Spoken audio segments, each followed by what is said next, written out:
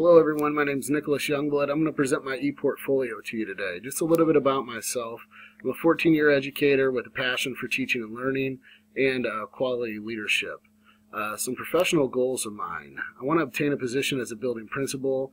Initially, I would like to be an assistant principal. I'm not really sure what level I would like to be a principal of, but once I attain that position as assistant principal, I would hope of continuing on at whatever level presents itself to be the building principal. I want to foster an environment of collaboration. Collaboration amongst staff, stakeholders, and students is essential in meeting the mission and vision of a school, and it really takes everyone to meet your goals. I want to focus on a climate of sustainability. Sustainability, that was something that presented itself in my curriculum course, and I never really took an in-depth look at. Sustainability is vital to preserving resources in our nation and ultimately the world. I want to build positive relationships with all stakeholders that maximize student potential. Like I said, collaboration is vital, very important in meeting the mission and vision of a school. I want to increase professional knowledge through collaboration and training. Even though you are an administrator, it's important to have a collaborative team to really meet the needs of the students and staff.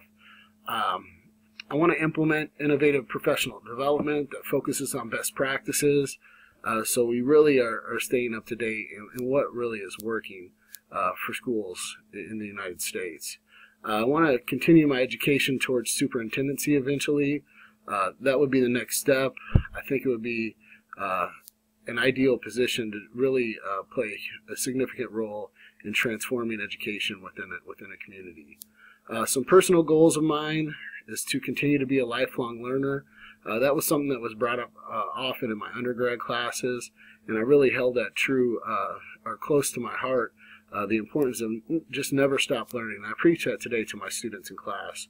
I want to embrace empathy. Empathy goes a long way in meeting the needs of your students and fostering a nurturing climate for them. I want to support others. I want to be proactive rather than reactive to stay ahead of the game. I want to practice mindfulness, to pay close attention with every decision that's being made and how it affects other people, and just to take a step back and think through a lot of the things that present themselves on a regular basis as an administrator. I want to maintain a growth mindset. Like I mentioned earlier, just never stop learning. Understand that you can always improve your practice. And then ultimately, I want to integrate technology with fidelity. And I'll talk a little bit more about that, or I talked more about that in my reflection. But technology is a great vehicle to really move yourself in the direction for student success for all. I said here at the bottom, in 2 years, I hope to be an assistant principal of Davenport Community School District. In 5 years, I hope to be a principal in the elementary, middle, or high school setting. In 10 years, I hope to be a superintendent of schools or possibly a university professor. So here's my path. First, I'll talk about my philosophy of education.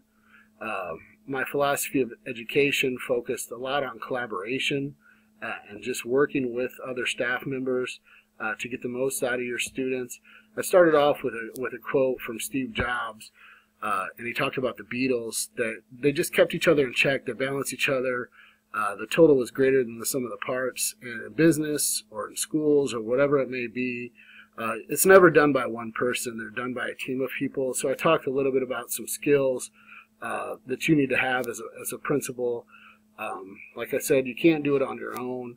You have to have great teachers. Ultimately, credibility is extremely important. People will not. If people don't trust you, you're not going to be able to lead them. Transparency. You got to know the why, and then go into empathy here as well, and just being empathetic of what your employees are going through, what your students are going through, because kids have to feel comfortable in order to succeed. But you got to continually grow throughout your career and work to obtain skills that will help your building. So those are the main things I focus on my philosophy. But those are something that I'm going to hold dear to me in order to meet the needs of all students. My program of study, I started in March of 2016, so I'm a little over 2 years in getting this accomplished. Started with, well, I'll just go through this list here. Utilization of technology was in June of 17. Ed Research was in August through October of 17. School of Law was one of the first courses I took in June 2016. March through May, which is right now, I'm taking supervision and evaluation of school personnel. The first class I started with was Intro to School Administration, and that was in spring of 2016, March through May. Special Education for School Leaders is my last course I need to finish up this summer. It'll be a 4-week course in June. Educational Finance was August to October of 16. Ed Leadership was January through March of 17. School and Community Relations was a really interesting course that I took in October through December of 16. Data Analysis and Assessment, I learned a great deal in that course, and that was from March to May 17. Curriculum Planning and Evaluation was what I just finished up. And then Cultural Diversity I took October through December of this past fall. All these courses played a significant role in me adopting my philosophy and ultimately just giving me a best practice of what I need to do as an administrator and ultimately just right now as a teacher. It helped a lot. I've already adopted several things that I've learned into my classroom from this program. This is my resume. I kept my resume short and sweet. My philosophy is you don't want to get lost in the shuffle, so I highlighted my experience with some of my leadership positions, and then the rest of the information I feel can come out in the interview process. Right now, as a diversion coach, at-risk interventionist, AVID coordinator, health education, I've had a variety of leadership experiences in my current position in the past 4 years of being with Davenport Community Schools. I'm on the SIT team committee. I was the attendance data specialist as part of this experience. Attendance team, social media coordinator, PBIS assistant coordinator, and I also coached 10 to 12 basketball, 10 to 12, or 10 and 10 baseball. For IJAG, I was on the bully prevention committee at Davenport Central. I was Quad City team leader for that, and I was also specialist of the year for my 2 years there. And then Richard Milburn Academy was in Fort Myers, Florida. I was a department chair, key presenter in SACS accreditation. I was a health PE instructor, on the job coordinator. Then I started in Quincy, Illinois, where I was a health and physical education teacher and coach as well. My bibliography, I picked out 10 resources that I could reflect back to that kind of hold some very key information in what my plans are to be an administrator. First one was from ASCD, I'm sorry, on best practices to support every learner. That was from Marzano, Frontier, and Livingston. Just as a historical role of what supervision looks like. My next one was from Victoria Bernhardt. This was data. It's important that you disaggregate data to find the true meaning of data points, and once you find the true meaning of the data points, then changes can be made. The next one was from FERPA. That goes with the legal aspect of the standards, and that's just focusing on student privacy. It is a U.S. Department of Education website. R.L. Green was the first text I used in educational leadership, and that's where I first met the standards. The primary role of today's school leader is to improve teaching and learning for all students, and he provides those standards and explains those in a manner that really helped me out and gave me some fuel to where I was going. The next source, sorry, I'm having mouse troubles here. The next course was about the importance of preparing students for work after high school. This is what I focus my educational research on. We really don't have a program in America that's systemic enough to ensure that students are being prepared for the workforce, and we're falling behind other industrialized nations. The next source was John Hattie. Hattie researched 15 years, millions of students, and I've talked to my site coordinator about this and his work, and just the importance or the evidence that he has to support visible learning and teaching in the classroom is really magnificent. H.H. Jacobs, Curriculum 21, was what was a text we focused on in my last course. This text involved writings from 10 different authors, and it focused on media literacy, technology, sustainability, critical thinking in the classroom, how to organize time and space in your content assessment, and how to use technology. Really, really good book to focus on in an ever-changing world. Reimagining the role of technology in education. This is an NETP plan that focuses on how we can better use technology in the schools. Great resource. The next one is Common Core. 6 ways the Common Core is good for schools. I believe in the Common Core because it has a strong focus on closing the educational gap in the United States. And then ultimately, my last resource is dealing with, once again, the importance of work-based learning in the school. So that will be a strong focus of mine as I become an administrator.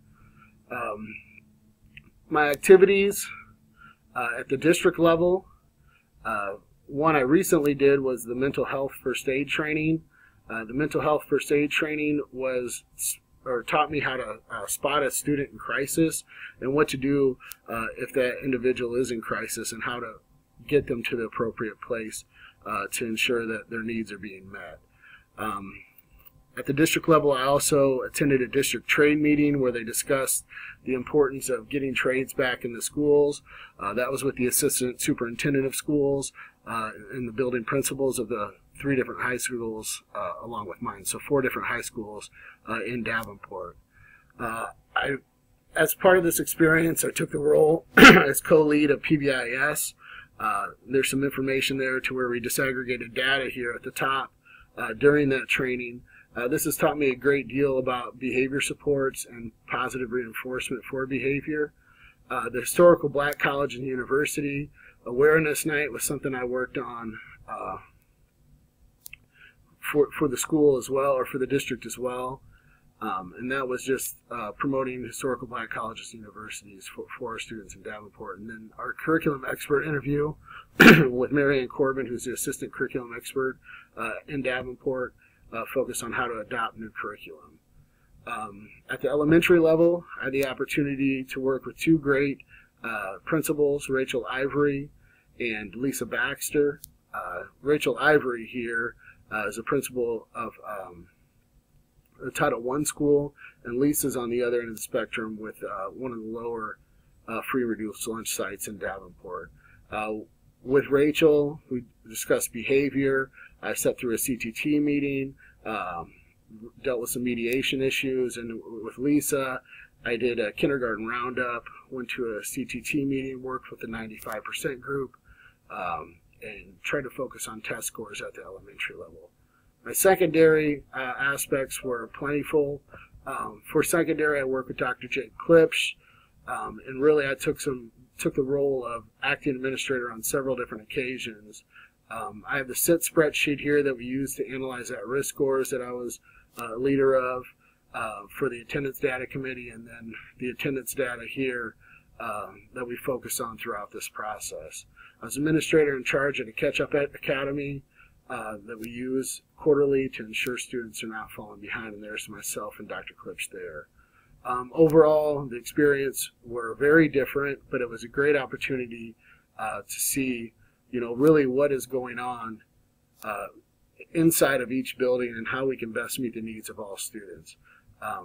For the attendance data is something I'm still doing today to ensure no students, or we can provide supports for students who aren't coming to school on a regular basis. For my reflection, I focused on several different aspects related to this experience. Coming in, I really didn't know what to expect. I received a great deal of support, and from this, I really feel comfortable in taking this next step in my career and becoming an administrator. And it's really the support that Fort Hays State has shown me has been great. It started with Dr. Reggie Wieland, I believe how you pronounce her last name. And she was extremely supportive when I started this quest. And then Dr. Splitchall has been right there for me every step of the way, answering any questions I have. But overall, the support I received here is tremendous. And this, I'm very proud of my school of choice and how this has all worked out, because this has been a great experience for me. So thank you for watching. I look forward to my comp exam. Have a great day, and see you soon.